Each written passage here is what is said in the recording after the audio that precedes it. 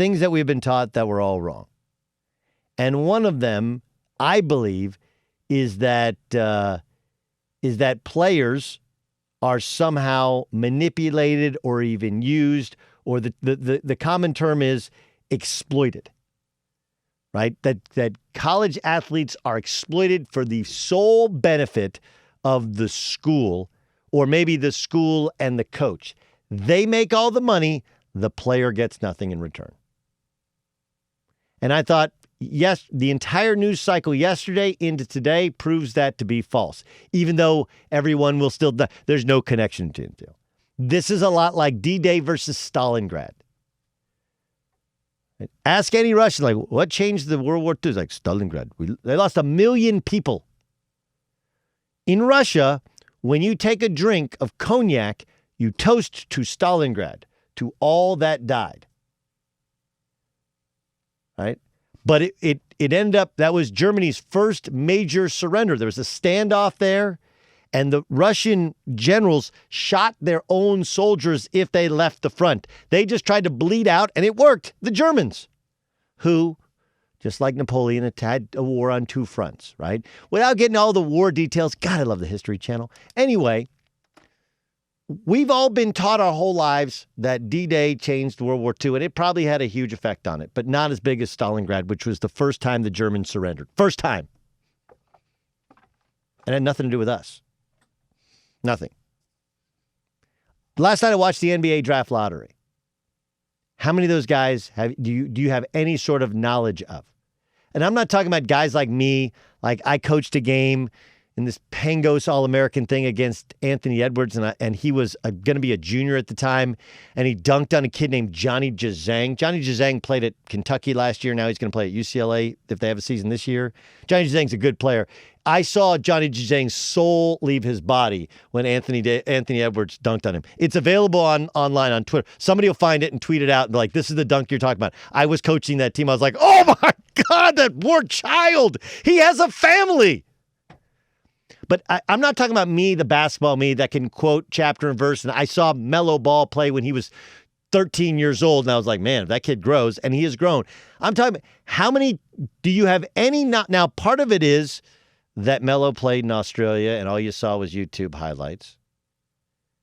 And that the Wiseman kid, he played at Memphis for like 5 minutes. And Anthony Edwards was at Georgia, which is not a household name. But the bigger thing is the reason you don't know any of these guys, and you're like, well, it's a weak draft. It's a weak draft. Why do you know it's a weak draft? Well, they said it on ESPN last night, so it must be a weak draft. Now, look, it's not a particularly strong draft. It isn't. But the last weak draft like this gave us Victor Oladipo and Giannis Antetokounmpo. So if you can evaluate, you can find the right players. But you've been taught you've been taught probably for the last 30 years, college, bad, coaches, bad, players, good, they get used, they get abused. I'm watching parents of college, Big Ten college football players have protests, go in front of cameras and go after the Big Ten because all they want is their kids to get an opportunity to play. They understand the value of playing for a team, playing for the university, and showing themselves to maybe get a chance to play in the NFL. We operate on this assumption that all these guys would have made the NFL or made the NBA without college, and that's not the way it works. It's actually the opposite. The smart players exploit their time in college for their post-college success. That's what they do. So Johnny Manziel is going to do the rest of his life. Rest of his life, he's not going to be Johnny Manziel, who didn't do well in the NFL and had personal problems. It's going to be John Manziel, Kerrville, Texas, Heisman Trophy winner, beat Alabama at Alabama. Remember that? Yeah, that's the rest of his life. It's basically mailbox money. He'll be able to make appearances, radio shows, gear, whatever you want, all based upon the season and a half, 2 seasons of relative success at A&M. That's it. He'll actually exploit that time and use Texas A&M and their massive fan base and their massive alumni base to his benefit, rightfully so. That's what you do. You've been taught the opposite of what the truth is. The players need the promotion. They need the opportunity that's provided. Right? Like in the Big Ten, no one's it's not going to cost them a year of eligibility. Not going to cost them their scholarship, their cost of attendance, nothing. Everything remains. Only thing is like, hey, now you have a job you don't even have to go to, or you can just go to practice. You don't have to play in games. You want to consider it a job? Fine. I've never said that athletes aren't compensated. They are. They're compensated at or above anybody's reasonable value with the exception of one or two guys, and those guys go to the pros anyway. It doesn't really matter. But I watched these parents protest because they're smart. They're like, they know their kids just want an opportunity to play. They worked hard.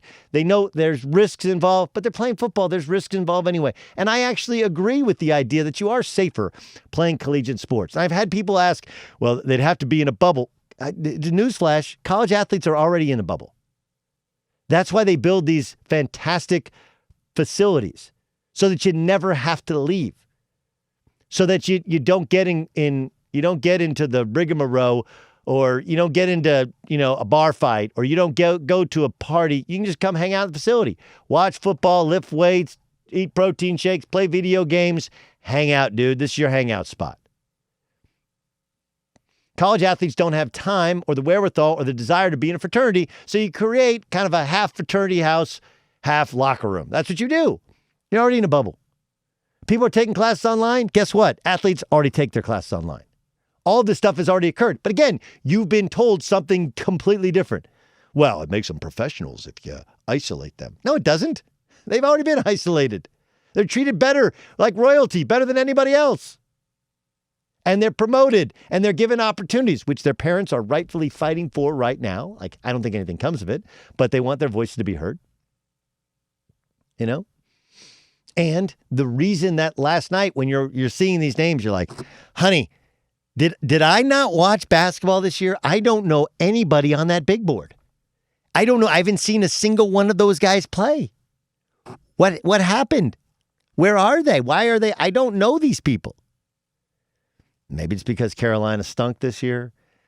Maybe it's because UCLA doesn't have those top line guys. I don't know. Maybe it's because Kansas doesn't have a top 5, top 10 pick. But most likely it's because there was no NCAA tournament, which is the only thing the NCAA makes money off of. And the NCAA, as much as they make money off it, so do all of the players. Because that's how you build your reputation. That's how you build your name recognition. That's how you build for your first job. And when that's taken away, you start to understand the value in the promotion and the opportunity that's provided, which we just seen people in my profession seem to gloss over like it doesn't happen.